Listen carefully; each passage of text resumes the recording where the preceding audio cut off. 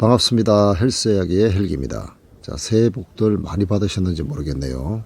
제가 새해 첫날 올려드린 바로 그 해 뜨는 장면입니다. 이 영상을 보고 계신 분들에게 이 태양처럼 힘찬 기운이 전달되길 바라겠습니다. 오늘 내용은 조금은 무거운 내용이 될 수도 있겠지만 우리가 중년에게, 노년에게 꼭 필요한 것이 무엇인가, 거기에 대해서 제가 한번 제 의견을 말씀드리고 싶습니다. 제가 이제 50대 중반이 넘어선 나이인데 제 주위의 50대 분들 보게 되면 대부분 나이 드신 부모님들을 모시고 있고 밑으로는 자녀들이 있겠죠. 그래서 우리 나이 세대가 보게 되면 위로는 부모님을 모셔야 되고, 사실 또 우리가 나이 들어서는 자식들한테 기댈 수 없는 그런 나이층이라고 봅니다.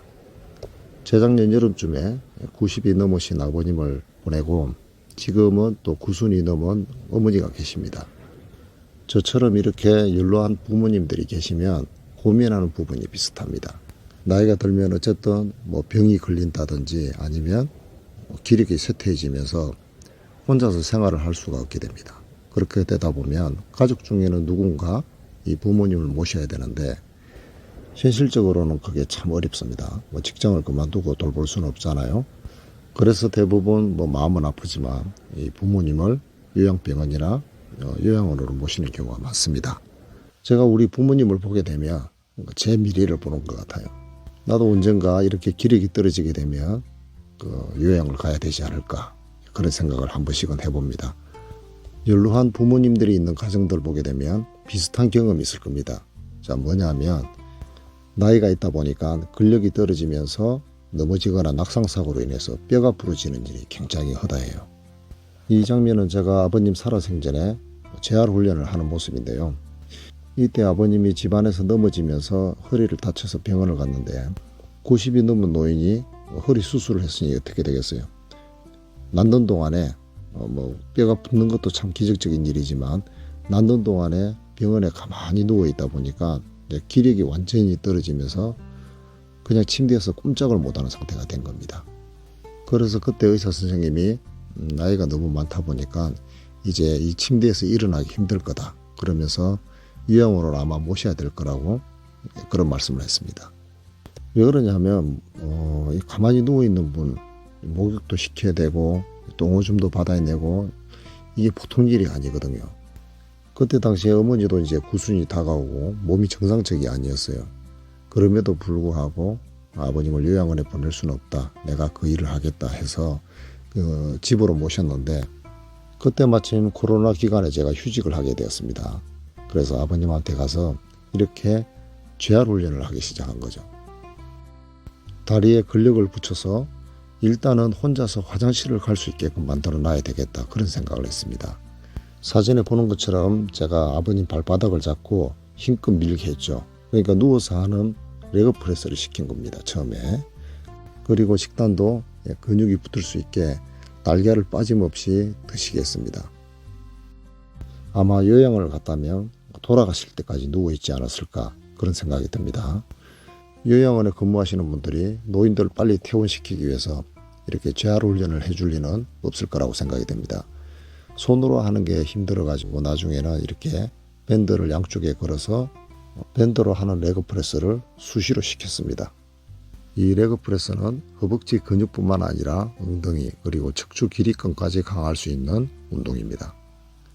꾸준하게 3주 가까이 했더니 이렇게 혼자서 보행기를 잡고 걸을 수 있는 상태가 된 겁니다. 정말 그때 오랜만에 아버님이랑 같이 외출해서 바닷가에서 이렇게 걷기 연습도 하고 얼마 지나지 않아 혼자서 지팡이를 잡고 걸을 수 있는 이런 몸 상태가 된 거죠. 정말 기적 같은 순간이었습니다. 자, 이렇게 되니까 아버님 혼자서 화장실 갈 수 있고 어머니가 기저귀를 갈아주느라 고생할 필요도 없고, 그리고 가장 중요한 것, 부모님이 요양원을 가지 않아도 된다. 제가 무엇을 말하고 싶은지 아시겠죠? 노년에게 가장 필요한 것은 바로 근력과 근육입니다. 지금 이 장면은 제가 어머님을 재활훈련시키는 모습입니다. 어머님도 이렇게 아버님을 경험했기 때문에 본인이 요양원을 가지 않으려면 내가 운동을 해야 되겠다, 그래서 운동을 지금 열심히 잘하고 계십니다. 그리고 참 제가 어이없는 얘기를 들었는데, 어머니가 몸이 불편해서 병원을 갔더니 그 병원 선생님이 하는 얘기가 스쿼트를 많이 하라고 그랬대요. 아니 90이 넘으신 분이 무릎과 허리가 안 좋아서 불편해서 왔는데 그분한테 근력 운동하라고 스쿼트를 하라는 그 말이 되는 겁니까? 정말 무책임하다 이런 생각이 들었습니다. 물론 그 사람들도 시간이 있기 때문에 일일이 운동에 대해서 설명해 줄 수는 없을 겁니다. 그래도 그 얘기를 듣는 순간 좀 화가 나긴 했습니다. 나이가 연로하신 분들은 대부분 무릎과 허리가 좋지 않을 거라 생각이 듭니다. 그래서 앉았다 일어나는 스쿼트보다는 이렇게 누워서 하는 하체 근력 운동이라든지 아니면 앉아서 할 수 있는 하체 근력 운동이 많이 있습니다. 무릎이 안 좋은 사람들이 할 수 있는 하체 근력 운동 제가 올려놓은 것도 있고 앞으로도 시간이 나면 올려보도록 하겠습니다. 자, 이렇게 지금 다리를 들어 올리는 것만으로도 상당한 근력 운동이 되는 겁니다. 이번에는 엉덩이 강화 운동을 하고 있습니다. 제가 자주 강조드리지만 코어뿐만 아니라 중년에게 가장 필요한 근육 바로 엉덩이와 허벅지 근육입니다. 몸의 중심이 되는 근육은 코어도 중요하지만 이 엉덩이가 굉장히 중요합니다. 위로는 상체를 받치고 있고 밑으로는 하체를 잡고 있기 때문에 이 몸의 중심이 되는 근육이 바로 엉덩이입니다. 허벅지 근육의 중요성은 뭐 말할 필요가 없겠죠. 자, 그래서 우리가 중년에게 그리고 노년에게 가장 필요한 것은 바로 근력과 근육이다.